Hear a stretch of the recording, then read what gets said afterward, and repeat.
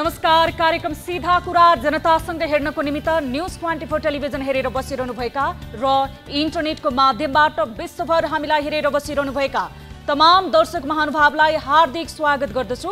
म सम्झना भुजेल। नेपालका राजनीतिक दलहरू जन्मिने नै फुट्नका लागि हो। जुट्न पनि जुट्छन् यिनीहरू, तर त्यो पनि फुट्नका लागि नै रहेछ। फुटेपछि आरोप प्रत्यारोपमा उत्रन्छन्। एक अर्कालाई उछिटो काटेर नै गाली पनि गर्छन्। गाली गर्दा गर्दा अब थाक्छन् अनि फेरि मिल्छन्, तर मिल्ने पनि फुट्नका लागि नै हुने रहेछ। नेपाली कांग्रेस बारम्बार फुट्दै मिल्दै जोडिँदै अनि बढ्दै यहाँसम्म आइपुगेको छ। नेकपा एमालेको हाल पनि उही छ। नेकपा माओवादी केन्द्र पनि धेरै पटक छाडिसके। राप्रपा टुट्दै जोडिँदै 3 जनालाई अध्यक्ष बनाएर बल्ल सग्लो बन्दैछ। यता मधेस केन्द्रित दलहरू झन् के कम। एक समय जिल्ला नै पिच्छे नेता थिए, हरेक जिल्लामा एक नेता। तर बल्ल बल्ल सबै नेताहरू मिसिएर बन्यो जनता समाजवादी पार्टी अर्थात् जसपा। तर जोडिएपछि सुरु भएको झगडा अब भने टुङ्गिने संकेत देखिएको छ। संघीय परिषद सहित 3 जना अध्यक्ष, आधा दर्जन वरिष्ठ नेता, दर्जनौं पदाधिकारी र सयौं केन्द्रीय सदस्य राखेर सरकारका लागि विकल्प दिने गरी उभिएको जसपा अन्ततः फुट्यो नै। एक थरी रमाए सरकारमा जानका लागि, अर्का थरी रिसाए सरकारमा जान नदिनका लागि। चुरो कुरो सत्ता र कुर्सी नै रह्यो। हुन त औपचारिक घोषणा बाँकी छ विभाजनको, तर अब जोडिनका लागि पनि विकल्प केही बाँकी छैन। एउटा अध्यक्ष उपेन्द्र यादवले अर्का अध्यक्ष महन्त ठाकुर सहित मुख्य नेताहरूलाई कारबाही गरे। ठाकुर पनि के कम, उनले पनि उसै गरे। कारबाही गराएर पछि अब जसपामा बाँकी के रह्यो र? नाम र झण्डा। अब त्यो झण्डा पनि अदालत र निर्वाचन आयोग पुग्ने निश्चित छ। अदालत र आयोगतिर निश्चय पनि समय लाग्छ। त्यतिखेर फेरि जसपाभित्र तानातान र खेमा परिवर्तन सुरु हुन्छ, यो चाहिँ पक्का छ। कुनै समय प्रधानमन्त्री केपी शर्मा ओलीको सम्भावित दल बदल सम्बन्धी विधेयकबाट आत्तिएर रातारात एक भएका जसपाका नेताहरू एक हुन नदिन अपहरण काण्ड समेत मचाइयो। तर भयो के त, उनै ओलीको साथमा छन् एक थरी जसपाहरू। अहिले ओलीको साथमा हुनेहरूले शपथ खान मात्र बाँकी छ, तर मन्त्री पद कसले बाँड्ने भन्ने कुरा नमिलेर होला ठाकुर पक्षभित्र पनि टेबल ठोक्काठोक सुरु भएको होला। किनभने पद र कुर्सी चिनेकाहरू गाउँघरतिर होइन, सिंहदरबारको शहरमा नै बढी रमाउँदै आएका छन्। नागरिकता अध्यादेश ल्याएर धेरै कुरा मिलाएकै हो। कैलालीमा भएको नरसंहारको कुरा मिलाएर सहमतिको अर्को पाना थपिएकै हो। सत्ता टिकाउन जे पनि गर्ने सजिलो सरकार पाएपछि ठाकुर पक्षलाई मुँह मागे इनाम मिल्ने पक्का होला। एक दल 2 बनाएर तिनै मध्ये एकको बुई चढेर सरकारले गर्न खोजेको के हो र दिन खोजेको के हो, यो त देखिँदै जाला। तर दलहरूको यही टुटफुटको राजनीति र त्यसको आधारमा बन्ने सरकारले जनता र देशको लागि केही गर्ला या कसको लागि गर्ला, त्यो पनि हेरिनेछ। मधेसका मुद्दा धेरै थाँती छन्। कति मुद्दा आन्दोलनको ज्वालामुखी बनेर कहिले लहानमा चर्कियो त कहिले जनकपुरमा जाग्यो। पर्साले धेरै दिन रात नभनी देशसँग मधेसको मूल्य र मान खोजेकै हो। अहिले ठाकुर पक्षले सरकारले त्यही माग पूरा गरेको भन्दै सरकारमा जान तम तयार भएर बसेको छ। तर उपेन्द्र यादवहरू पत्ताउनेवाला भने छैनन्। यो सब जालझेल हो भन्दै पछि हटेका छन्। कुरा वास्तवमा के हो, कुनै दिन छर्लङ्ग हुनेछ। 7 सालको इतिहासदेखि नै दलहरूले यो तालले नेपालको राजनीतिमा जनताले जितेको आभास कहिले गर्न पाएनन्। दलहरूले यसबीचमा जितिरहेको महसुस गरिरहेका होलान्, तर नेपाली जनताले जित होइन हारसँग मात्र सम्झौता गर्दै आएका छन्। दर्शक महानुभाव, दलहरूको यही गोलमटोल र नेताहरूको स्वार्थको खेल चलिरहँदा एउटा आशाको दियो बनेर उदाएका थिए उज्जवल थापा, जो कोरोनासँग थाकेर सधैँका लागि अस्ताएका छन्। उनीप्रति हाम्रो पनि भावपूर्ण श्रद्धाञ्जली। कोरोनाको कहानी जस्तै छ, त्यसैले थप सतर्क रहौं, सचेत बनौं, कोरोनाबाट आफू पनि बचौं र आफ्ना आफन्तलाई पनि बचाउँ। आउनुहोस् सुरु गरौं जनताको चासो, गुनासो र प्रश्न सहितको विशेष कार्यक्रम सीधा कुरा जनतासँग।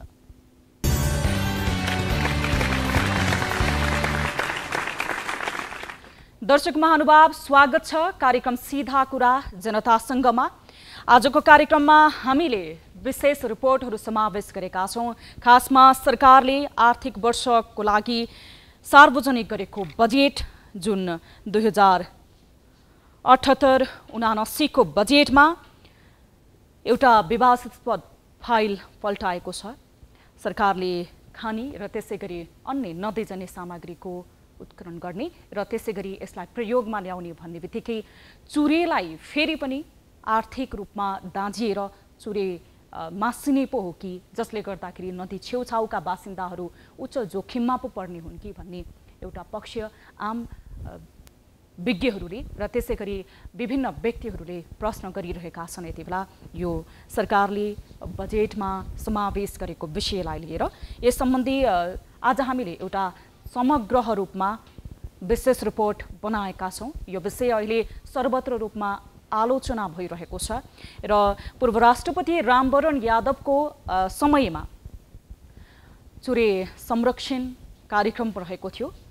यो कार्यक्रम अहिले त्यही कार्यक्रमलाई पनि यति बेला कार्यान्वयन नगरिकन सरकारले चुरे लगायतका क्षेत्रहरूमा नदीजन्य सामग्रीहरूको नदीजन्य पदार्थहरूको उत्खनन गरिसके पछाडि त्यसलाई गर्न पाउने प्रावधान लिएर आइसकेपछि अब चुरेको संरक्षण लगायत अन्य ठाउँहरूका नदीजन्य र वस्तुहरूको संरक्षण कसरी हुन्छ र जसले गर्दाखेरि वातावरण र पर्यावरण समेत मा असर पर्छ भन्ने यति बेला चासो व्यक्त गरेका छन् सरकारवाला निकायहरूले र यससँग सम्बन्धित रहेर हामीले केही समय अगाडि पूर्वनिर्धारित समयभन्दा अगाडि पूर्व राष्ट्रपति रामवरण यादवसँग पनि कुराकानी गरेका छौँ भने यससँग सम्बन्धित अन्य व्यक्तिहरूसँग पनि कुराकानी गरेका छौँ। त्यो विशेष कुराकानी पनि आजको कार्यक्रममा समावेश गर्नेछौँ। यस्तै हामीसँग अर्को एउटा रिपोर्ट रहेको छ। अवैध रूपमा बालुवा र ढुङ्गाहरू नदीबाट उत्खनन गरेको विषय यो धनुषाको रहेको छ। हाम्रा टिभी जर्नलिस्टले रिपोर्ट पठाउनु भएको छ। यो निषेधाज्ञाको समय रहेको छ।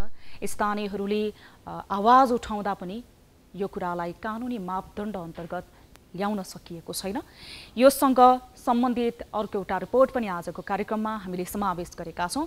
कार्यक्रमको सुरुवात हामीले नियमित रूपमा ताली र गालीबाट गर्थ्यौँ। यसअघि हामीले सोधेको प्रश्न थियो, प्राविधिक कारणले हामीले ताली र गालीको स्तम्भ अहिले प्रसारण गर्न सकेका छैनौँ। यो प्राविधिक कारणको ले गर्दाखेरि हामीले समाधान गर्न र यो समावेश गर्न सकिरहेका छैनौँ र यसलाई हामी पूर्ण हाम्रो प्राविधिक समस्या समाधान हुने बित्तिकै यसको मत परिणाम प्रस्तुत गर्नेछौँ। दर्शक महानुभाव, यहाँहरूको ध्यान आकर्षण गराउन चाहन्छु पहिलो र विशेष रिपोर्टतर्फ। सरकारले आर्थिक वर्ष 2078-79 को बजेट मार्फत बन्द भइसकेका एउटा विवादास्पद फाइल पुनः पल्टाएको छ। मुलुकको समग्र वातावरण र जैविक विविधतामा असर निम्त्याउने गरी भएको सरकारको यो निर्णयप्रति सबै क्षेत्र आश्चर्यचकित मात्र भएका छैनन्, सरकारको नियतमाथि पनि प्रश्न उठाउन समेत थालेका छन्। भारतसँगको व्यापार घटाउने बहानामा सरकारले नदीजन्य पदार्थको भारततर्फ निकासी बजेट मार्फत खुल्ला गर्ने निर्णय गरेको छ। चुरे भाबर क्षेत्रको दोहन अत्यधिक बढेपछि 2071 सालदेखि बन्द गरिएको यो कार्य खुल्ला गर्न मुलुकको वातावरण सन्तुलन बिग्रने भन्दै सरकारी निर्णयको आलोचना सुरु भएको छ।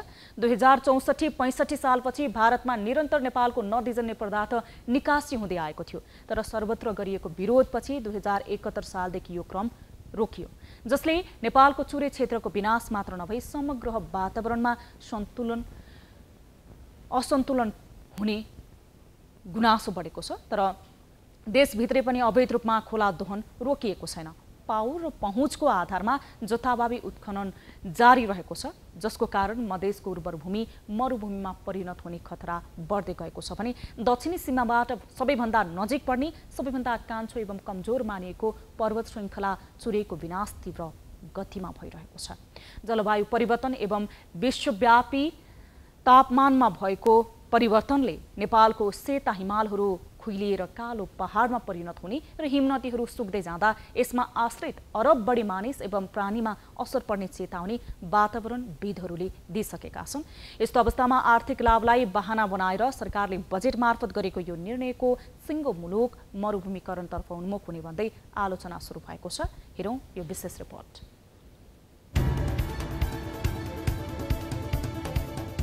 भारतसँगको बजेट घाटा पूर्ति गर्ने बहाना। सरकारले अध्यादेश मार्फत ल्याएको बजेट मन्तव्यको 179 नम्बर बुँदामा भनिएको छ भारतसँगको व्यापार घाटा पूर्ति गर्न ढुङ्गा, गिटी, बालुवा अब सिधै भारततिर निकासी हुनेछन्। भारतसँगको व्यापार घाटाको नक्सा कहाली लाग्दो छ। हालसम्म नेपालका जडीबुटी र अर्गानिक उत्पादनमा बढी आँखा लगाउँदै आएको भारतले धेरै वर्ष अघिदेखि नेपालको नदीजन्य पदार्थमा आँखा गाड्दै आएको छ। 2065 सालसम्म आफ्नै स्रोतले धान्दै आएको भारतले विकास निर्माणको हरेक काममा 65 साल पछिदेखि भने नेपालमा निर्भर रहँदै आएको छ। नेपाललाई मरुभूमिकरण गर्न भारतसँग सौदाबाजी। नेपालका सबै नदीनालाहरू बगेर भारततिर नै जान्छन्, तर सबै नदीले ढुङ्गा र गिट्टी बोकेर जाँदैनन्। भारतलाई चाहिएको पानीसँगै ढुङ्गा र गिट्टी पनि हुन्। तर अब सरकारले भारतसँग हुने अरबौंको व्यापार घाटा ढुङ्गा, गिटी र बालुवाबाट पूर्ति गर्ने हास्यास्पद तर्क राखेर नेपाललाई मरुभूमिकरणतर्फ उन्मुख गराएको आरोप विज्ञहरूले लगाउन थालेका छन्। व्यापार घाटालाई पूर्ति गर्ने नाममा सरकारले रचेको सौदाबाजी मात्र भएको तर्क पनि उनीहरूको छ।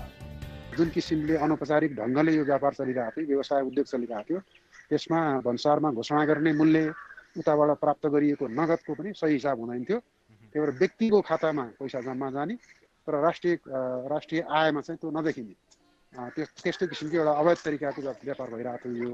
र यसले व्यापार घाटा कम गर्छ भनेर म विश्वास गर्न सक्दिनँ।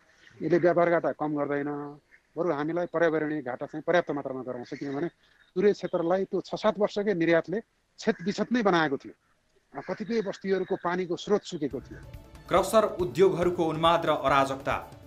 नेपालमा अझै पनि ठूलो समूह क्रसर व्यवसायमा आश्रित छन्, तर यो पनि राजनीतिक आड र गुण्डाराजमा चल्दै आएको छिपेको छैन।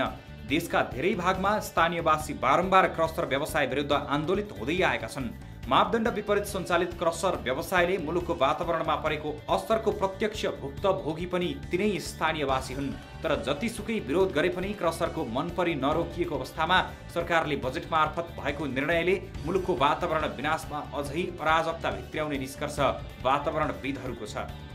चुरे दोहन हुँदाखेरि साबिकको चाहिँ अब अनुभव अनुसार हाम्रो अनुभव अनुसार दोहनले पारेको प्रभाव र हामीले त्यो दोहन कम गर्नको लागि गरेको लगानी हेर्दाखेरि चाहिँ दीर्घकालीन रूपमा यसले चाहिँ नेपाललाई चाहिँ नराम्रो असर गर्छ। यो अलिकति बजेटको शीर्षक एउटा चाहिँ अब यो व्यापार घाटा कम गर्ने भनेर आएको छ र अर्को चाहिँ तपाईँको त्यो रोपवे निर्माणको लागि त्यो निर्माण सामग्रीको लागि भन्सार छुटको चाहिँ व्यवस्था चाहिँ गरेको छ। र यो दोस्रो कुराले चाहिँ यो चुरे दोहनको चाहिँ विषयलाई चाहिँ झन् डरलाग्दो पाराले चाहिँ अंकित गरेको छ। चुरेको माटो चुरेलाई, सफा पानी सबैलाई। चुरेको खोज र भावर क्षेत्रलाई अवैध र अनियन्त्रित हिसाबले चलेका क्रसर उद्योगका कारण अत्याधिक दोहन भएपछि सरकारले 2071 सालमा समग्र चुरे संरक्षण गर्न राष्ट्रपति चुरे तराई मधेस संरक्षण विकास कार्यक्रम सरकारले अघि सारियो। चुरेको माटो चुरेलाई, सफा पानी सबैलाई भन्ने नारा साथ अघि बढेको उक्त कार्यक्रम मार्फत चुरे जोगाएर तराई भावरलाई पनि जोगाउने लक्ष्य अघि सारियो। अन्नको भण्डार मानिएको तराई मधेसले चुरेको विनाशको क्रममा अकल्पनीय क्षतिहरू भोग्दै आएको छ। मधेसको मलिलो माटो र त्यही माटो मुनि पानी भेटिन छाडिएको छ। अझ भारततर्फ निकास हुन थालेपछि नेपालमा नदीनाला आसपास हजारौं क्रसर उद्योगहरू खोलिए। समग्र मुलुकको वातावरणमा उत्पन्न अराजकतामाथि 2071 साल साउन 1 गतेदेखि निर्यात कार्य मात्र बन्द गरिएन, देशभित्रको क्रसर उद्योगलाई समेत नियम र प्रावधान भित्र बाँध्ने प्रयत्न गरियो। तर अहिले पुनः सरकारले व्यापार घाटासँग यो विनाशको श्रृङ्खलामा खोलेपछि यसको तीव्र विरोध सुरु भएको छ। भारतको नियत र मधेसको नियति। भारतले अहिले सीमा क्षेत्रमा अग्ला बाँध तथा सडकहरू धमाधम बनाउँदैछ। झण्डै 1880 किलोमिटर खुला सिमाना छ, जसमध्ये लामो क्षेत्रमा भारत सरकारले नेपालकै ढुङ्गा, गिटी, बालुवाकै प्रयोग गरेर सडक तथा बाँधहरू बनाउँदै आएको छ, जसको असर तराई मधेसको डुबान नै हो। डुबानमा परेपछि मधेसले उब्जाउ गर्न नसक्दा परनिर्भरता पुनः भारतसँगै नै बढ्ने पक्का छ। चुरे क्षेत्रमा जसरी पहिला नदी सतहलाई खोसिरहेका थिए, चुरेका पहाडहरू खोस्रियाते जहाँबाट निकाल्न सजिलो छ। चुरेमा चट्टान निकाल्न एकदम सजिलो छ, त्यहाँबाट निकाल्ने तुरुन्तै बेच्ने काम हुन्छ। हामीले अलिअलि विदेशी मुद्रा आर्जन भयो त्यो पनि भारतीय मुद्रा आर्जन भयो भने खुसी हौँला, तर त्यसले पुर्याउने क्षति चाहिँ ठुलो हुन्छ। तराई मधेसको पानीको स्रोत सुक्छ, नदीहरू फराकिला हुँदै जान्छन्, बस्ती डुबानमा पर्छ र खेती प्रणाली त्यहाँको बिग्रिन्छ। नेपाललाई दीर्घकालीन रूपमा असर पर्न सक्ने नेपालमा भइरहेको जथाभावीको उत्खननप्रति वातावरणविदहरूले लामो समयदेखि चिन्ता जाहेर गर्दै आएका छन्। यसमा सरकारको गम्भीर ध्यान जान नसक्दा दीर्घकालीन रूपमा नेपालले गम्भीर क्षति भोग्नुपर्ने चेतावनी पनि उनीहरूको छ। स्थानीय तहको आय स्रोत अब केन्द्र सरकारमा तानिने। नेपालका केही नदीनाला यस्ता पनि छन् जसबाट ढुङ्गा, गिटी र बालुवा नझिके नदीमाथिको पुल, राजमार्ग र मानव बस्ती नै जोखिममा पर्ने तर्क समेत गरिँदै आएको छ। त्यसै खेर जाने भन्दा पनि यस्ता ढुङ्गा, गिटी र बालुवा तह लगाउँदा मुलुककै हित हुने तर्क राख्नेहरू पनि छन्। हाम्रो आयातको चाहिँ निकै ठुलो परिमाणमा आयात हुन्छ, निकासी एकदम हाम्रो सानो परिमाणमा हुन्छ। त्यसले गर्दाखेरि अब व्यापार घाटा न्यूनीकरण हुने भनेको हामीले हाम्रा निकासी गर्ने मालवस्तुहरू जति सक्दो धेरै निकासी गर्न सक्यौँ त्यति धेरै हाम्रो व्यापार घाटा कम हुने हो। त्यसले गर्दाखेरि अब जुन सोचे अनुसारको निकासी गर्न सकियो भने व्यापार घाटा चाहिँ न्यूनीकरण हुन सक्छ हैन। यसको सैद्धान्तिक कुरो त्यही नै हो। स्थानीय तह र संघीय सरकारबीच द्वन्द्व बढ्ने खतरा।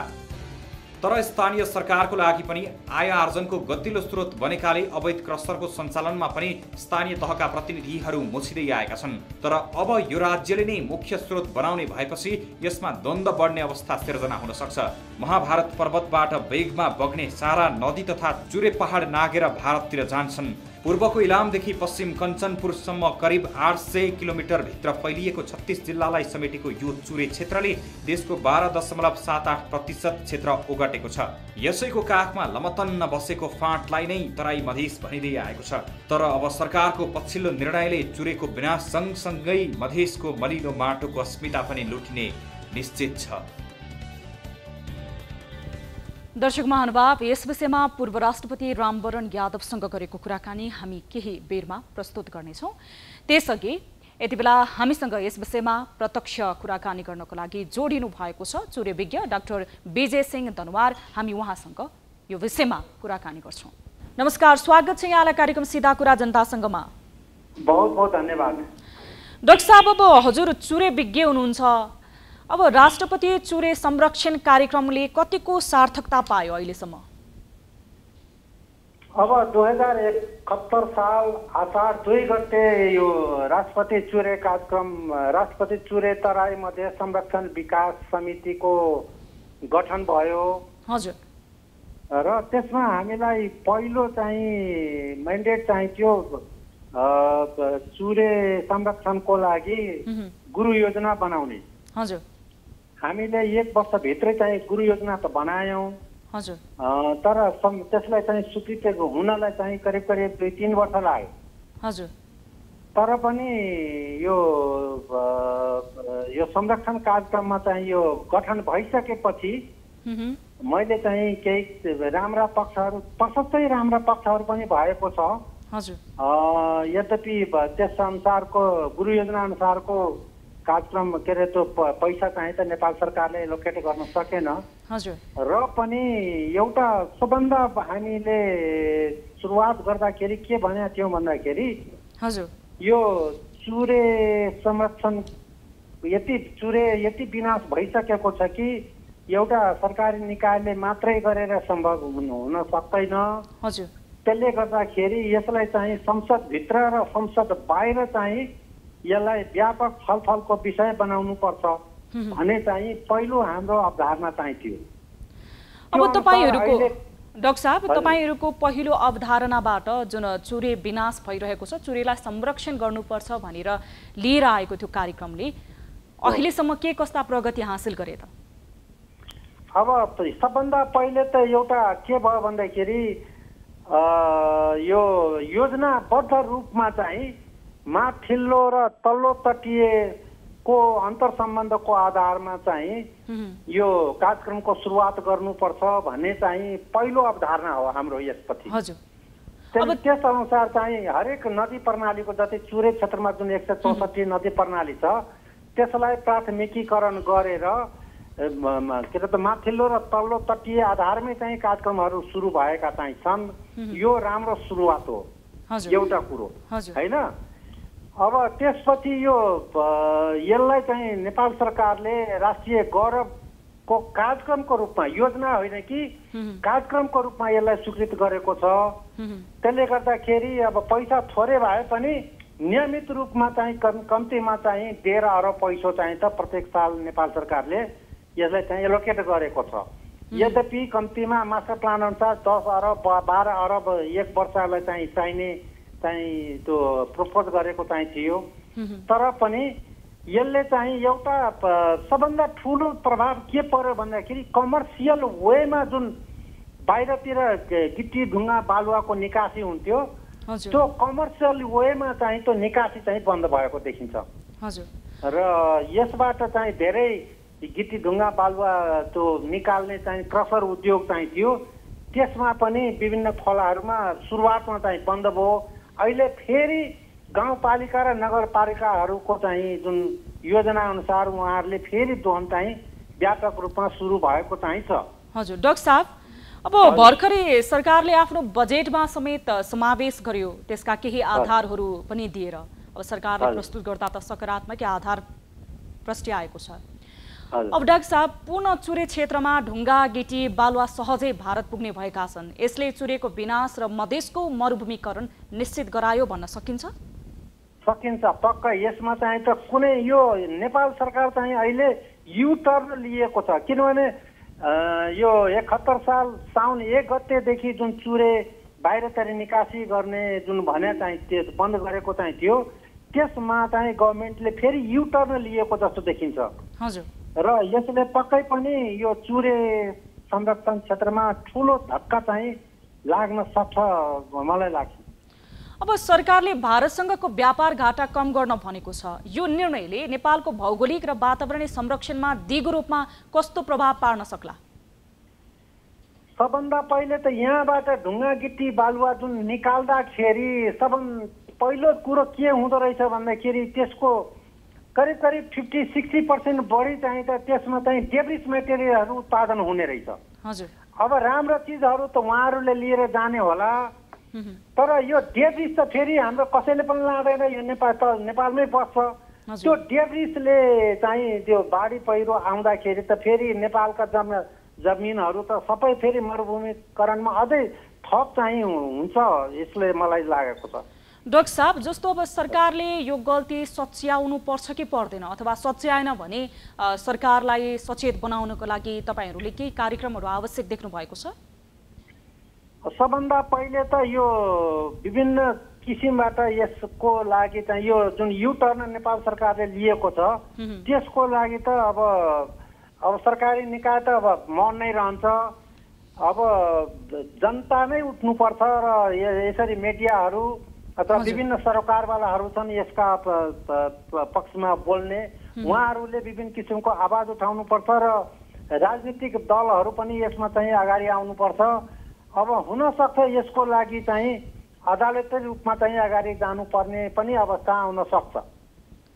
हस्, समय र जानकारीको लागि धेरै धेरै धन्यवाद डाक्टर साहब। होस्, मलाई केही कुरा राख्ने अवसर दिनुभयो त्यसको लागि बहुत बहुत धन्यवाद। दर्शक महानुभाव, यति बेला हामीसँग कुराकानी गर्दै हुनुहुन्थ्यो डाक्टर विजय सिंह दनवार, जो चुरे विज्ञ हुनुहुन्थ्यो। उहाँले यस विषयमा सरकारले गरेको यो निर्णय सरकारले सच्याउनु पर्ने भनेर बताइरहनु भएको थियो र आम जनमानसमा वातावरण सम्बन्धी केही प्रभाव पर्छ भन्ने ज्ञान हुनुपर्ने र जनस्तरबाट नै यो निर्णय सच्याउनको लागि सरकारलाई दबाब दिनुपर्ने भनेर उहाँले बताइरहनु भएको थियो। अब हामी पूर्व राष्ट्रपति रामवरण यादवसँग गरेको विशेष कुराकानीतर्फ यहाँहरूको ध्यान आकर्षण गराउन चाहन्छौँ। डाक्टर रामवरण यादवको हामीले यो विषयमा पनि ध्यान आकर्षण गराएका थियौँ, जो चुरेको संरक्षण गर्दै मधेसको उर्वरता जोगाउने पक्षमा उभिनु भएको थियो। फलत उहाँ राष्ट्रपति हुँदा तत्कालीन सरकारले यो कार्यक्रम लागू गरेर भारततर्फ हुँदै आएको नदीजन्य पदार्थको निकासी मात्र रोकेनन्, देशभित्र भइरहेको चुरे विनाशलाई रोके पनि। तर एकाएक सरकार अध्यादेश मार्फत ल्याएको बजेटबाट पुनः यो खुल्ला गरेपछि देश पुनः विनाशको चपेटातर्फ केन्द्रित भएको छ भन्ने चुरे र मधेसको संरक्षणको मुद्दा पनि ओझेलमा पर्ने भएको छ।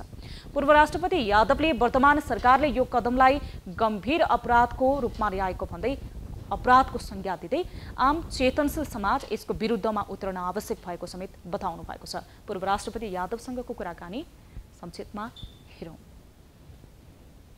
बार चाहिँ प्रतिनिधि सभालाई भङ्ग गरेर यो संस्थालाई बाइपास गरेर अध्यादेशबाट जुन ल्याएको छ अहिले बजेट, त्यो नै गैर संवैधानिक हो। त्यसमा प्राकृतिक स्रोतको दोहन जुन प्रकारले हाम्रो अव्यवस्थित ढङ्गले देशमा भइरहेको छ, त्यसको बारेमा जङ्गल जमिन र त्यहाँको भूमि, त्यहाँको भूगोल, त्यहाँको चाहिँ जीवजन्तु, पशु पक्षी, त्यो बेल्ट तपाईँको पानीको रिजर्भायर बेल्ट छ, चाहिँ सञ्चय गर्ने एउटा चाहिँ प्रकृतिले उपहार दिएको हामी नेपाली सबैलाई दिएको छ।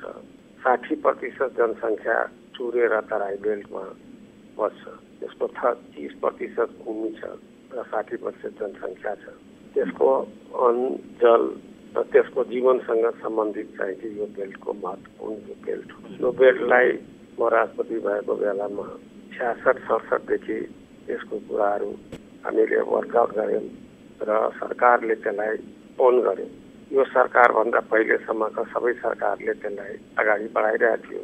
विज्ञ समूह गठन भएर एउटा समिति बनेर 20 वर्षको अध्ययन भएर र मास्टर प्लान एउटा आएको छ चुरे संरक्षणको। त्यसको अनुसार महाभारतको तल बेल्टको, चुरिया बेल्टको र तल चाहिएको भावरको, यो सबैको र तल बोर्डरसम्मको नदी नालाको कसरी व्यवस्थापन गर्ने, त्यसको प्रतिनिधि सभाबाट कानुन बनाएर र दूरगामी चाहिँ एउटा राष्ट्रपति चुरे तराई मधेस संरक्षणको लागि कानुन बनाएर व्यवस्थित ढङ्गले लग्ने जुन कन्सेप्ट अगाडि सारिएको छ, त्यसमा कुठाराघात यो सरकारले गर्दै आएको छ। यो सरकार आउनदेखि नै चुरे भएर राजमार्ग बनाउने, मदन भण्डारी राजमार्ग बनाउने, पूर्व पश्चिम राजमार्ग छँदैछ, त्यो 6 लेन र त्यो सँगसँगै चाहिँ रेलवे बनाउने र माथि तपाईँको मध्य पहाडी राजमार्ग छँदा र तल फेरि एउटा लाकी राजमार्ग छँदै चुरे भएर राजमार्ग बनाएर गोदावरीमा 7 नम्बर प्रदेशको राजधानी बनाउने, जङ्गल सखाप गरेर र निजगढमा एयरपोर्ट बनाउने, यो सबले गरेर हाम्रो जति जङ्गल छ तराईमा बाँचेको त्यो सारा नष्ट हुन्छ।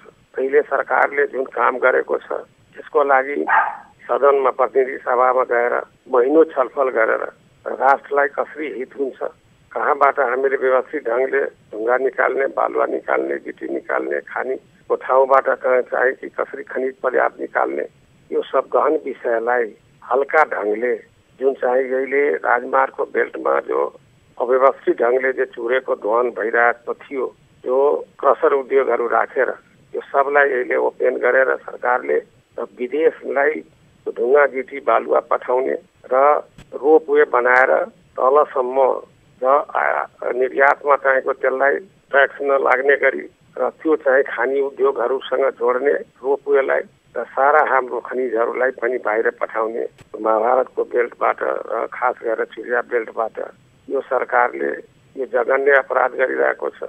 निर्यात भए त तपाईँको यो जति वैध अवैध जति संस्थाहरू छ सबैका खण्ड थाल्छ। वर्षाको ऋतुमा बाढी आएर जुन पानी पर्छ, चुरे बेल्टको बालुवा सबै बगेर तराई बेल्ट चाहिँ पुरिन्छ, तराई पुरिन्छ र जुन प्रकारले दोहन भइरहेको थियो त वैज्ञानिकहरूले 25 वर्षमा मरुभूमि हुन्छ भनेर भनिरहेको थियो। अब यो 10 वर्षमै 15 वर्षमै यो मरुभूमि भएर जान्छ। त्यसले गर्दा यो अन्नको भण्डार जुन छ र जल भण्डार छ जो नष्ट हुन्छ र 60% नेपाली जनताले भुखै मर्छ। चावलदेखि लिएर तेलहनदेखि लिएर सारा निर्यात गर्थ्यौँ। भण्डारणको जुन अन्नको भण्डार छ त्यसलाई हामी नष्ट गरेर यो हामीले मरुभूमि बनाउने क्रममा गइसक्यौँ। अब यसलाई कसरी रोक्ने, त्यसमा तपाईँहरूको मिडिया कर्मीहरूको नेपाली जनताकोलाई म आह्वान गर्न चाहन्छु कि सबैले लागेर यसलाई कसरी रोक्ने र त्यसमा हामी लागौँ। न त हाम्रो तपाईँको 60% चाहिँ कि डाइरेक्ट इफेक्ट भइरहेछ र सम्पूर्ण नेपाली जनताको यसलाई क्षति गर्छ। भूगोलविदले के भनिरहेछ, तराई तपाईँको यो आर्मर, यो कवच हो, हिमालको कवच हो। किन यो मरुभूमि भयो भने, यो गरम भयो भने हिमालको बर्फ पिघलेर र सारा तपाईँको हाम्रो चाहिँ कि जलको भण्डारण चाहिँ कि जुन छ, जसलाई हामीले तेस्रो पोल भन्छौँ, भने हिमालको बर्फ जुन पग्लेर तलका तपाईँको यो चाहिँ कि जमिनहरू र तलका पानी चाहिँ खाने सारामा क्राइसिस भएर जान्छ। हामीले आफ्नो प्राकृतिक स्रोतलाई बेचेर त्यसपछि धनु हुन्छ भनेर यो सपना देख्नु दुर्भाग्य हो। तपाईँको यहाँ भारत होस्, बङ्गलादेश हो, तपाईँले आफ्नो बालुवा, गिटी, ढुङ्गा, खनिज चाहिँ निर्यात गरेर इस प्रकारले चाहिँ कि खोलेर जसलाई कानुन बनाएर व्यवस्थित गरेर वैज्ञानिक ढङ्गले कसरी जाने चाहिँ महिनों चाहिँ कि हाउसमा छलफल गरेर, प्रतिनिधि सभामा छलफल गरेर कानुन बनाएर कहाँ खोल्ने, कहाँबाट कुन कुरा निकाल्ने, आफ्नो उपयोगको लागि बाहिर चाहिँ पठाउनेको लागि त्यो चाहिँ कि हाउसबाट तपाईँको जनताको प्रतिनिधि 3 करोड नेपाली जनताको प्रतिनिधिको बिचमा छलफल गरेर निकाल्नु पर्ने। यो तपाईँको छल गरेर, हाउसलाई छल गरेर, प्रतिनिधि सभालाई छल गरेर यो अध्यादेशबाट बजेट ल्याउने, त्यसबाट तपाईँको प्राकृतिक स्रोतलाई बेच्ने जुन काम भएको छ, यो त अपराध हो, चाहिँ राष्ट्रिय अपराध हो। यो चाहिँ कि यो गर्नै नहुने काम भएको छ। सुरक्षित मधेस छोड्नको लागि त हामीले नेपाली जनता, हामी चेतनशील नेपाली जनता लाग्नु पर्यो। तपाईँ सबै मिडिया कर्मीले लाग्नु पर्यो, बिगहरूले लाग्नु पर्ने र चेतनशील नागरिकले बोल्नु पर्यो, पोलिटिकल पार्टीहरूले बोल्नु पर्यो र यसलाई रोक्नु पर्यो। कति पोलिटिकल पार्टीहरू छ त्यसले चाहिँ कि जसको प्रतिनिधिहरू त्यहाँबाट छ, त्यो 3 निकायबाट, लोकल निकायबाट, प्रदेशबाट र केन्द्रमा जुन चाहिँ प्रतिनिधित्व गरिरहेछ, त्यो सबैले चाहिँ आवाज उठाउनु पर्ने, सरकारले यसबाट फिर्ता गर्नुपर्ने, यसलाई रोक्नुपर्ने। तब न हामीले आफ्नो हाम्रो सन्ततिको लागि तब न हामीले मधेसलाई बचाउन सक्छौँ र चुरे बेल्टलाई बचाउँछौँ। हाम्रो त काम थियो अहिले कि चुरिया बेल्टलाई चाहेर त्यहाँको जनजीवनलाई, त्यहाँको कृषिलाई, वनसँग सम्बन्धित र वन मैत्री चाहिँ कृषि कसरी उत्पादन गर्ने, त्यहाँको व्यवस्थापन चाहिँ बसोबासलाई कसरी व्यवस्थापन गर्ने, तलको भूमिलाई कसरी संरक्षण गर्ने, यो नगरेर हामीले अहिले चाहिँ यो सरकारले जुन काम गरेछ त्यो चाहिँ कि गर्नै नहुने काम गरेछ। यसलाई रोक्नै पर्छ चाहिँ सबै नेपाली जनता मिलेर। दर्शक महानुभाव, यति बेला चुरे संरक्षणको लागि कार्यक्रम लिए उनी पूर्व राष्ट्रपति रामवरण यादवले चुरे संरक्षणको विषयमा कुराकानी गर्दै हुनुहुन्थ्यो। कार्यक्रम सीधा कुरा जनतासँगमा एकैछिन छोटो ब्रेक हेर्दै रहनुहोला न्युज 24 टेलिभिजन।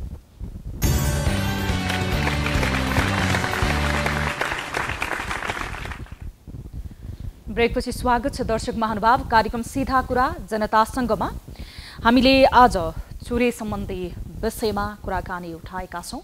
सरकारले आफ्नो बजेटमा समावेश गरेको आर्थिक भार केही रूपमा कम गर्नको लागि चुरेमा नदीजन्य पदार्थको निकासीका लागि बाटो खोलेको थियो। यही विषयमा यति बेला आम वातावरणविद र विभिन्न बुद्धिजीवीहरू र जनस्तरबाट पनि आलोचना भइरहेको छ। यो सम्बन्धी रिपोर्ट हामीले प्रसारण गरेका छौँ र रहेको छ अर्को नदीजन्य पदार्थको निकासीमा नै भएको जुन मापदण्ड विपरीत निकासी गरिरहेको विषयको रिपोर्ट। नेपालमा क्रसर व्यवसायीहरू झनै उत्साहित भएका छन्। यो विषयलाई लिएर स्थानीयवासीले जतिसुकै विरोध गरे पनि देशका धेरै भागमा नरोकिएका उत्खनन कार्य अझ झनै बिना रोकटोक निर्वाध रूपमा अघि बढ्ने निश्चित छ। यसै क्रममा कोरोना महामारीको दोस्रो लहरको जोखिम रोकथाम तथा नियन्त्रणका लागि स्थानीय प्रशासनले निषेधाज्ञाको घोषणा गरेको छ। तर यही निषेधाज्ञाको मौका छोपी क्रसर उद्योगीहरूले अवैध रूपमा प्राकृतिक दोहनलाई जारी राख्दै स्थानीयवासीको चिन्तामाथि धावा बोल्ने कार्य झनै तीव्र रूपमा बढाएका छन्।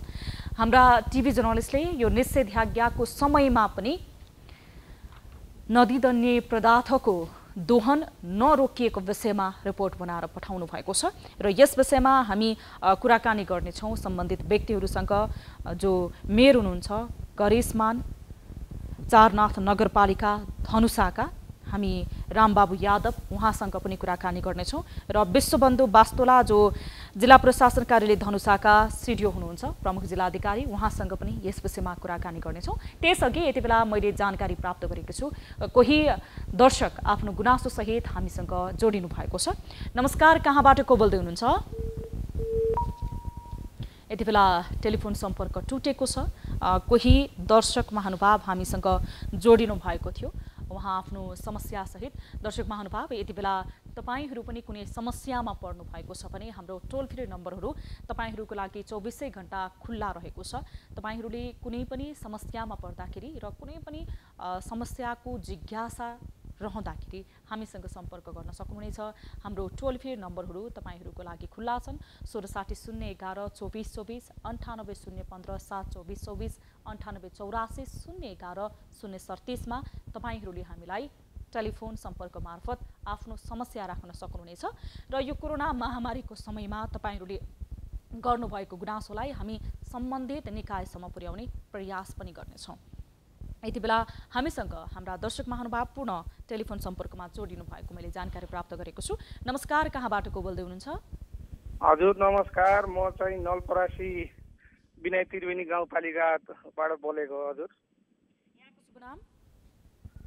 नाम गोप्य राम हुन्छ। यहाँको नाम गोप्य नै राख्नको लागि हामीले यहाँको नाम पनि सोध्नलाई जोड गरिनौँ। के समस्याले हामीसँग जोडिनु भएको थियो? कुनै गुनासो थियो? हजुर, यहाँ यो नलपरासी विनय त्रिवेणी गाउँपालिकामा एउटा होङसी सिमेन्टी भन्ने त्यो एसियाको दोस्रो कम्पनी छ। हजुर बताउनुहोस्। त्यसपछि त्यो दोस्रो कम्पनीमा हेर्नुहोस्, यो गाडीहरू टिप्परहरू यो कोरोनाको बेलामा हेर्नुहोस्, भित्रबाट आउने जाने बाहिर पहिरोवा बुटोल अब काठमाडौँ यो कम्पनीहरूमा चाहिँ पठाउनुहुन्छ। हजुर, अब यसको कोरोनाको महामारीमा हेर्नुहोस्, अब ज्यान अब देशैभरि सबै चाहिँ अब देशमा छन् सबै अब कोरोनाको उसले गर्दाखेरि अब कम्पनी भन्दाखेरि हाम्रो पुरा गरिएछ भन्छ।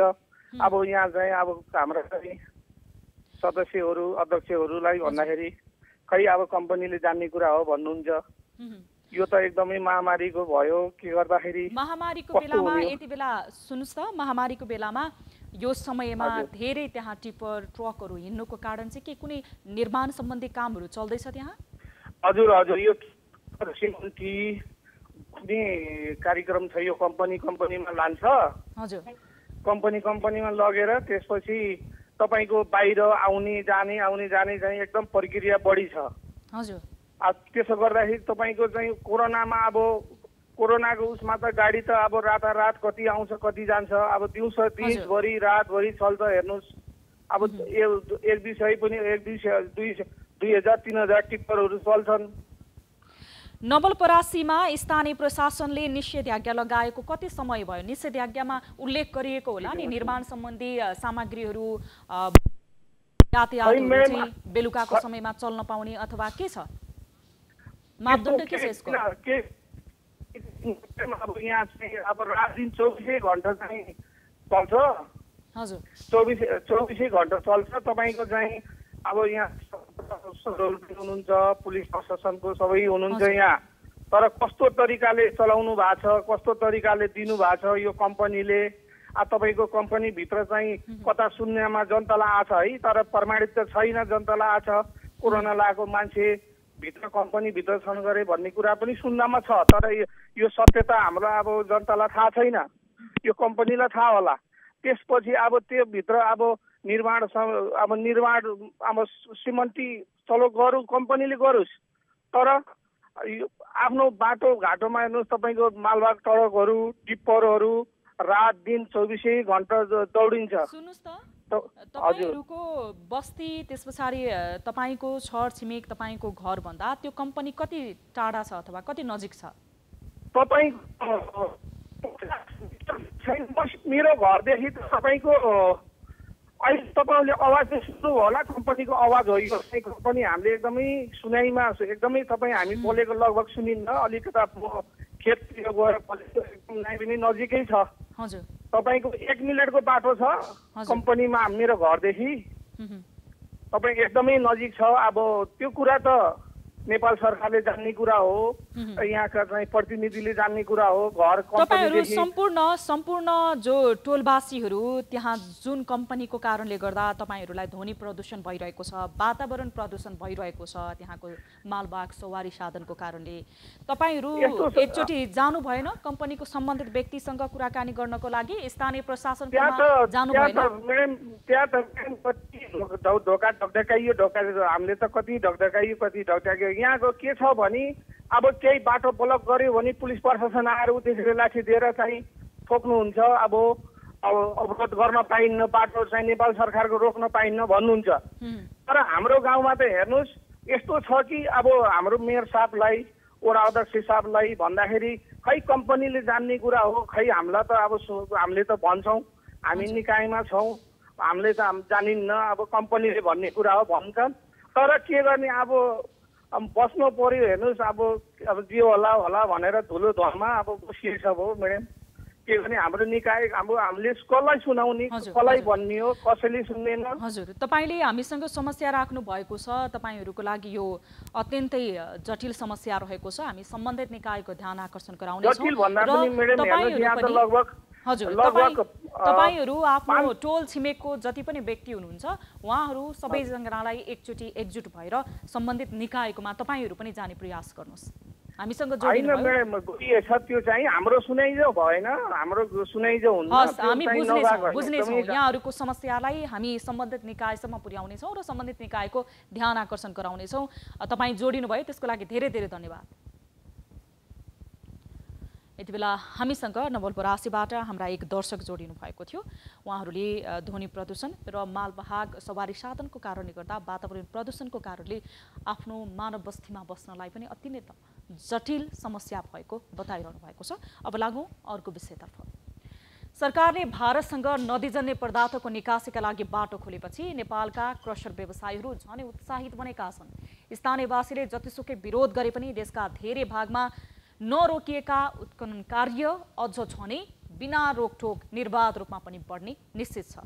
यसै क्रममा कोरोना महामारीको दोस्रो लहरको जोखिम रोकथाम तथा नियन्त्रणका लागि स्थानीय प्रशासनले निषेधाज्ञाको घोषणा गरेको छ। तर यही निषेधाज्ञाको मौका छोपी क्रसर उद्योगीहरूले अवैध रूपमा प्राकृतिक दोहनलाई जारी राख्दै स्थानीयवासीको चिन्तामाथि धावा बोल्ने कार्य झनै तीव्र बनाएका छन्। हाम्रा टिभी जर्नलिस्ट दिलीप सहनीले पठाएको यो रिपोर्ट हेरौं। स्थानीय तह र प्रशासनको मिलेमतोमा कमलाको दोहन। सिराहा धनुषाको सिमाना जोड्ने कमला नदीमा नियम विपरीत खोला दोहन गर्दै नदी उत्खनन गर्ने गरेको पाइएको छ। धनुषाको गणेशमान चारनाथ नगरपालिका वडा नम्बर 6 स्थित कमला नदीमा अवैध ढंगले नियम विपरीत क्रसर उद्योगीहरूले खोला उत्खनन गरिरहेका छन्। नियम विपरीत अवैध रूपमा सञ्चालित कमलामाई क्रसर उद्योग र स्थानीय प्रशासन तथा जनप्रतिनिधिकै संलग्नतामा क्रसर सञ्चालकहरूले कमला नदीमा नियम विपरीत तरिकाले रातारात नदीजन्य वस्तु बालुवा गिट्टी उत्खनन गर्दै नदी दोहन भइरहेको स्थानीयवासीको गुनासो छ। यहाँको गणेशमा चारनाथ नगरपालिकाका मेयर लगायत पदाधिकारीहरूको मिलोमतोमा अवैध तरिकाले उत्खनन भइरहेको छ। यस अवस्थामा कोरोनाको महामारी भएको अवस्थामा गरिब मान्छे खाना नपाएर गोटी नपाएर मर्ने अवस्थामा छ। तर स्थानीय सरकारले त्यो जनताको समस्या समाधान गर्नुभन्दा उत्खनन गरेर अवैध रूपमा पैसा आर्जन गर्ने काम गरिरहेछ। सरासर यो देश र समाज र जनताको भविष्यलाई कुल्चेर अङ्गार बनाएर आफू सिसीमामा बस्ने काम भइरहेको हुँदा सो कार्य पुनः नदोहोरियोस् र अहिले जसले कार्य गरेछ कडाभन्दा कडा कारबाही हुनु पर्यो। क्रसरले गाउँमा नै खानेपानीको अभाव बढ्दै अवैध ढंगले जथाभावी नदी दोहन गरी बालुवा गिट्टी उत्खनन गर्दा स्थानीयवासी वर्षायाममा गाउँ बस्तीमै बाढी आउने त्रासमा छन्। गाउँमा बाढी पस्ने र गाउँ बाहिर समेत जान नसक्ने गरी जथाभावी खनेकाले अहिलेदेखि स्थानीयवासीहरू त्रासको वातावरणमा बाँच्न विवश छन्।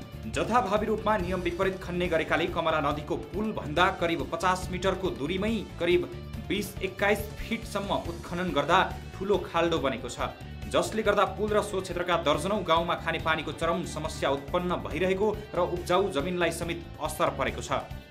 क्रसरवालाहरूले को आर्थिक प्रलोभनमा परेर र केही गुण्डाहरू जो गाउँलेहरूलाई पनि मार्ने कुट्ने धम्की दिने र नमिले पैसाको प्रलोभन लिएर गर्न खोजेको हुँदा र त्यो पनि नमानेपछि गाउँलेहरूलाई पनि वास्ता नगर्ने प्रशासनको नजिक आउँदा पनि प्रशासनले हाम्रो क्षेत्राधिकारभित्र छ पर्दैन, हामीलाई थाहा छैन, डिआइजीसँग जानुहोस् भनेर विभिन्न बखेडाहरू खडा गरिरहनु भएको छ र यसले गर्दा सारा गोदार लपटोलीलाई नै सुक्खा पार्ने र भूक्षय जाने अवस्था र खानेपानीको समेत अभाव हुने अवस्था सिर्जना गर्ने हुँदा सम्बन्धित निकायको यसमा ध्यान आकर्षण होस्।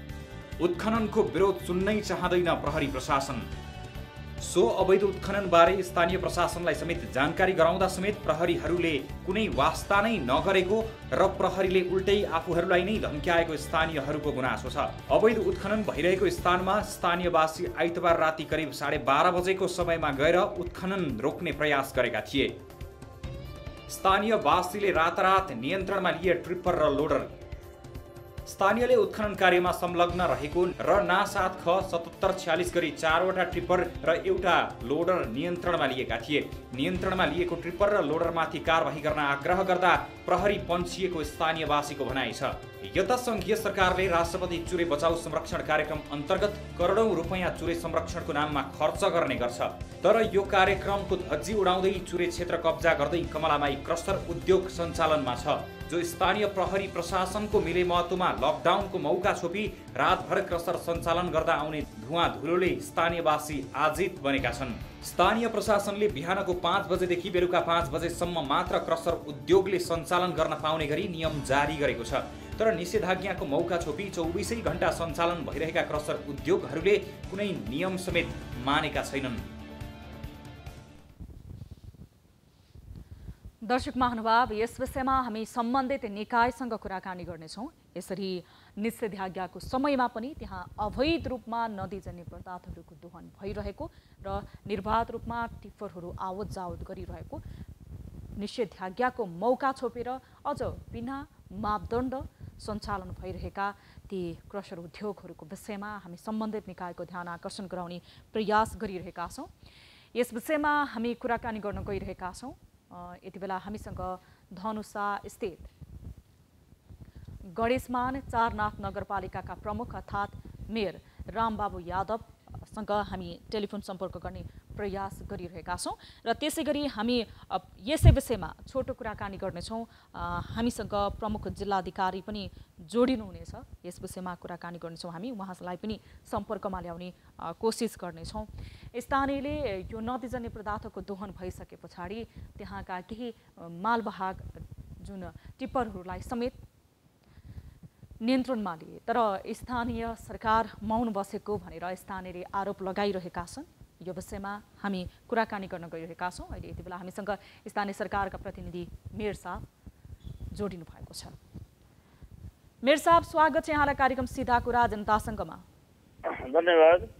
अब गाउँ बस्तीमा बाढी पस्ने गरी गाउँ टोल नै थर्काउने गरी क्रसर सञ्चालन गर्न छुट दिनुभएको रहेछ भनेर यति बेला आरोप छ तपाईँलाई। क्रसर उद्योगहरूलाई तपाईँहरूले स्थानीय सरकारले चाहिँ कतिको निहालिरहनु भएको छ? अब क्रसरहरूको जुन हामी स्थानीय सरकार थोरै बयान त्यो दिएको छु, त्यो त नेपाल सरकार नै उहाँहरूलाई जो इजाजत दिएर उहाँहरू जो खोलामा नै जो दिएको छ, हामीले थोरै दिएको छु। हामीले त खोला नालाको यो बालुवा उठाउनलाई मात्रै टेन्डर लगाउँछु। अब यसबारेमा तपाईँले जानकारी प्राप्त गर्नुभएको छ कि छैन? जस्तो अब स्थानीय प्रशासनसँग समन्वयन गर्नुपर्ने होला। तपाईँले भने जस्तो सरकारले नै यदि स्वीकृति दिएछ, केन्द्र सरकारले भने तपाईँ सरकारको प्रतिनिधि हो, तपाईँको स्थानीय तहमा त्यहाँका प्राकृतिक सम्पत्तिहरूको दोहन भएको छ भने त एक सचेत नागरिकले आवाज उठाउँछन् भने तपाईँ त अझ जनप्रतिनिधि हुनुहुन्छ, तपाईँले पनि त उठाउनु पर्ने हो। त्यो त हामीले आफ्नो निगरानीमा काम गराएको हो। अब जुन ठिका लगायो, जुन हाम्रो जुन नेपाल सरकारको नियमअनुसारमा हामी आइ गरेर यसबाट कति बालुवा उठाउनु पर्ने हो, कति ढुङ्गा उठाउनु पर्ने हो, त्यो हिसाबले हामी ढुङ्गामा मात्रै उत्खनन गर्न दिइरहेछु। अब त्यस्तो त हाम्रो ठुलो यो डोजर लगाएर यो स्काइभेटर लगाएर यस्तो त हाम्रो खोलामा खनेको छैन। अब यो कमलामाई क्रसर उद्योगले कमला नदीमा अवैध ढङ्गले खोला उत्खनन गर्दा स्थानीयवासी विरोधमा नै उत्रिएछन्। स्थानीयले केही टिप्परहरूलाई नियन्त्रणमा समेत लिएछन्। जुन टिप्परहरूको नम्बर त्यो रातिमा हो रातिमा उहाँहरू त्यो 4वटा टिप्पर लिएर अस्ति राति गएको थियो। त्यो हामीलाई फोन आएको छ रातिमा गएर हामी गाडी समातेर आज त जनकपुर पठाइदिएछु। जनकपुर आज त्यो दुर्मना तिरेर रायसर तिरेर आज बल्ल छोडेको छ। त्यो दिउँसोको गरेको छ राति उहाँहरू चोरेर गरेको थियो। हजुर त्यस पछाडि तपाईँले के बुझ्ने प्रयास गर्नुभयो? यसको लागि हामी आफै मान्छे पठाएर त्यो गाडीलाई समातेको थिएँ। हामीले फोन गर्यो त्यो पछि हामीले जनतालाई पठाएर हामी त्यो गाडी समातेर लगाएको थियौँ। अहिले उहाँहरूलाई तपाईँहरूले के गरिरहनु भएको छ अथवा केही कारबाहीमा हालिदिएछु उहाँलाई। अब निषेधाज्ञामा पनि 24 घण्टा क्रसर उद्योग सञ्चालन गरेर कस्तो यो सन्देश दिन खोजेको हो अथवा नगरपालिकाले पनि यस्तो छ भने अब के छ भने यो क्रेसरको जुन यो समस्या जुन छ नि यो देशव्यापी नै धेरै समस्या छ। यो क्रेसर भनेको अस्ति हाम्रो लालबाबु राजुले 3 महिनासम्म क्रेसर बन्द गर्यो। मेयर साहब अब देशव्यापी रूपमा यो समस्या छ। अब त्यो सबै समस्या प्रति त हामी केन्द्रित हुनेछौँ तर तपाईँ चाहिँ अहिले केन्द्रित हुनुपर्ने चाहिँ तपाईँकै नगरपालिकाभित्र भएको र स्थानीयले आवाज उठाइरहेको र स्थानीय सरकारले अझ छानबिन गरेन अथवा स्थानीय सरकारले सशक्त रूपमा बोलेन भन्ने आरोप लागिरहेको छ। तपाईँकै नगरपालिकामा भएका ती अवैध रूपमा सञ्चालन भएका उद्योग भनौँ अथवा विभिन्न क्रसर सम्बन्धी मझौला साना खालका उद्योगहरूलाई चाहिँ यस्तो छ। त्यो विषयमा तपाईँहरूले मिडियालाई पनि यो सोच्ने विषय नै हो। किनभने जुन अब इजाजत पत्र नेपाल सरकारले दिएको छ उसलाई हामीले अब खोलाबाट नै माल निकाल्नलाई ठेका लगाएको छु। यो खोलाबाट नै माल उठाएर क्रेसर चलाउने हो। त्यो लाइसेन्स हामीले त्यो बदल गर्न सक्दैन हामीले। हस् अब स्थानीय सरकारले आफ्नो निगरानीलाई सशक्त रूपमा अघि बढाओस् यही अपेक्षा गर्छौँ हामी। समय र जानकारीको लागि धेरै धेरै धन्यवाद मेयर साहब। धेरै धेरै धन्यवाद हजुरले। धन्यवाद। दर्शक महानुभाव यति बेला हामीसँग जोडिनु भएको थियो सिडिओ साहब र दर्शक महानुभाव केही समय अगाडि हामीले हाम्रो नियमित सेगमेन्ट ताली र गाली प्रस्तुत गर्नुपर्ने थियो। ताली र गाली प्रसारण गर्न सकेका थिएनौँ प्राविधिक कारणले गर्दाखेरि। अहिले हामी ताली र गालीको नतिजा प्रस्तुत गर्न गइरहेका छौँ। यसअघि हामीले उठाएको विषय थियो सरकारले ल्याएको बजेट चुनाव केन्द्रित भयो भन्ने विपक्षी दलहरूको आरोपमा सत्यता छ भन्नेले 55.2% अर्थात् 7,607 जनाले तालीमा मत दिनुभएको छ भने 44.8% अर्थात् 623 जनाले गालीमा मत दिनुभएको छ। यो मतलाई आधार मान्दा बजेट चुनाव केन्द्रित भएको आम ताली र गालीमा मत दिने व्यक्तिहरूमध्ये सबैभन्दा धेरै मत बजेट चुनाव केन्द्रित भयो भन्ने मत रहेको छ। अब ताली र गालीको लागि आजको विषय रहेको छ माधव कुमार नेपाल लगायतका नेताहरूलाई गर्ने भनिएको कारबाही तत्काल रोक्नुले नेकपा एमाले अब एकतातिर अघि बढेको हो त भन्ने अनुमान गर्न सकिन्छ। हो भन्नेले तालीमा र होइन भन्नेले गालीमा भोट गर्न सक्नुहुनेछ। हाम्रो पात्रोको एप्लिकेसन मार्फत भोटिङ सुरु हुन्छ अबबाट। यहाँहरूले आम जनसरोकारको विषय र सार्वजनिक महत्त्व राख्ने विषयमा आफ्नो महत्त्वपूर्ण विचार र प्रतिक्रिया ताली र गाली मार्फत जनाउन सक्नुहुनेछ। कार्यक्रम सीधा कुरा जनतासँगको निर्धारित समय सकिएको छ। थप न्युजका लागि हाम्रो वेबसाइट www.news24nepal.com हेर्न नभुल्नुहोला र साथै तपाईँले हामीलाई फेसबुक ट्विटर र युट्युबमा पनि फलो गर्न सक्नुहुनेछ। यस्तै हाम्रो टोल फ्री नम्बरहरूमा तपाईँले सम्पर्क गर्न सक्नुहुन्छ 1660 011 2424 98 015 72424 98 84 011 037 मा तपाईहरुले फोन गर्न सक्नुहुनेछ। फोन गर्दा पैसा लाग्ने छैन र देश तथा विदेशमा हुनुहुन्छ र इन्टरनेटको पहुँचमा हुनुहुन्छ भने भाइबर व्हाट्सएप र हाम्रो अफिसियल फेसबुक पेज र युट्युबबाट जोडिन सक्नुहुनेछ। कार्यक्रम सीधा कुरा जनतासँगबाट म सम्झना भुजेल बिदा माग्दछु। कोरोना कहरको यो समयमा तपाईहरु विभिन्न समस्यामा परिरहनु भएको छ भने हामीलाई सम्पर्क गर्नुहोस्। हामीले अनुरोध गरिरहेका छौं र कोरोनाबाट आफू पनि बच्नुहोस्, आफ्ना आफन्तलाई पनि बचाउनुहोस्, स्वास्थ्य मापदण्ड नियमित रूपमा प्रयोग गर्नुहोस्। नमस्ते।